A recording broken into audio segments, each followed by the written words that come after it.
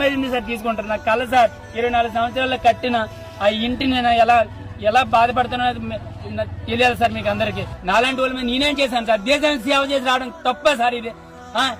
పవన్ కళ్యాణ్ గారు deputy chief minister అక్కడ మాట్లాడడం కాదు, న్యాయం కోసం మహిళలకు న్యాయం చేస్తాను, పబ్లిక్ కి న్యాయం చేస్తాను.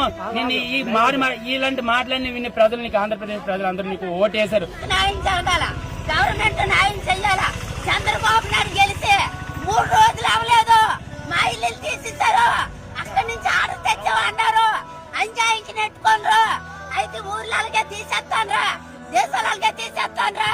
జగన్ గెలిచినప్పుడు ఇల్లు తీసేసారా, జగన్ గెలిచినప్పుడు ఊరిని తీసేసారా, జగన్ గెలిచినప్పుడు ఆడవాళ్ళు అన్యాయం చేశారా? ఎందుకు ప్రభుత్వం వచ్చి మమ్మల్ని తీసేయడానికి